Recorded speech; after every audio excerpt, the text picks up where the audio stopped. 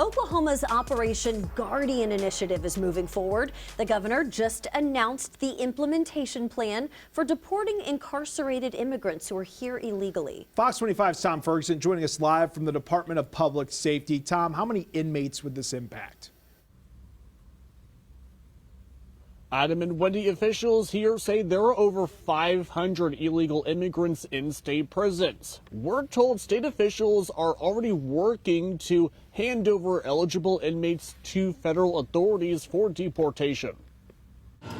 Behind bars in state prisons throughout Oklahoma, state officials say you'll find 525 illegal immigrants serving time for crimes ranging from drug and property offenses to others like homicide, sexual assault, and crimes against children. Officials say it costs taxpayers $36,000 a day to house these individuals. However, Oklahoma's Public Safety Commissioner says the actual numbers are likely higher, as even he does not know how many such inmates with ICE detainers are being held in county jails. The last 4 years, under the previous presidential administration, that data wasn't shared with us. With the new administration in Washington, however, Oklahoma's governor has directed state agencies to work more closely with federal immigration enforcement officials. About 150 illegal immigrant inmates serving time for nonviolent offenses are eligible for deportation, according to Commissioner Tim Tipton. He said those behind bars for violent offenses are likely to serve out more time before being deported.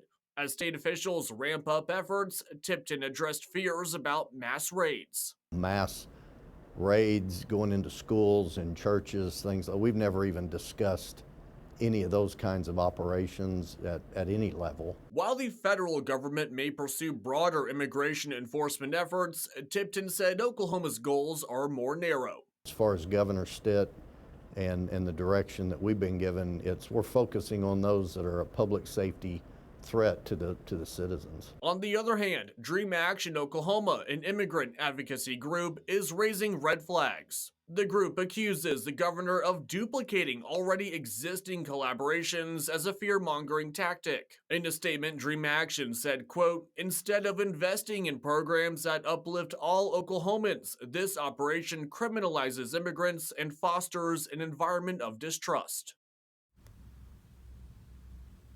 And coming down the pipeline next, Tipton said there are talks of moving offenders with serious violent criminal histories out of state prisons and into federal facilities.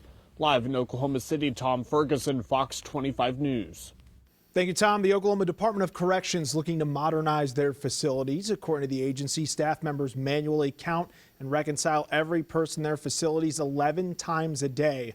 ODOC says agency leaders met with the tech company Axon to explore how technology could streamline the process, give staff more time to focus on safety and rehabilitation. The goal would be to boost efficiency and save money. ODOC has not said what the technology options would look like or how much they would cost to implement. ODOC also working to highlight its rehabilitation programs with its annual Corrections at the Capitol Day. How the agency showcased several of the partners it works with on its reentry efforts, including the Last Mile, which provides technical education and training current inmates and a support system after they're released. We saw that there was a need for jobs across the nation, so what we wanted to do was empower people who were incarcerated to come out and live like successful lives. When people come home from the Last Mile, they reach out to us and we walk the journey of reentry with them. Yeah, from housing to education to making sure that they find a job, getting their resume ready, things, helping them deal with rejection, because that is something that happens when you're coming home from incarceration. No, the doors get slammed because you have felonies. So we're really just trying to keep breaking down those barriers, work with people that are offering fair chance, and partner with other reentry services. The Last Mile currently working with inmates at Mabel Bassett and will be expanding to the Jess Dunn facility. The first person to be released from prison under the newly enacted Oklahoma Survivors Act was honored in the Oklahoma House today by Representative Danny Williams. But the reunification was only made possible because her sentence was life in prison without parole. But we passed provisions that allowed for circumstances that were specific to a certain arena to be revisited. Lisa Moss was released last month after serving 34 years in prison. She was found guilty of conspiracy and first-degree murder in connection to the 1990 death of her husband, Mike Moss. She's now free because the Oklahoma Survivors Act allowed a judge to take the abuse she suffered into account. State Rep Williams says he first met Lisa in 1981 at church and had visited her in prison. And I'll tell you, it's very difficult to listen to.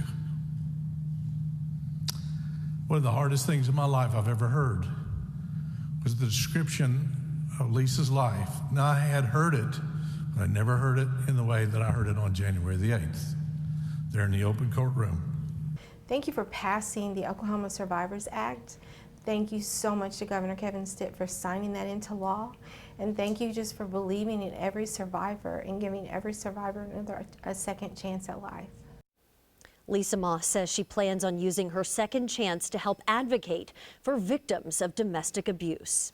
And that was your big story breakdown. You can read more about Operation Guardian and the Survivors Act on OKCFox.com.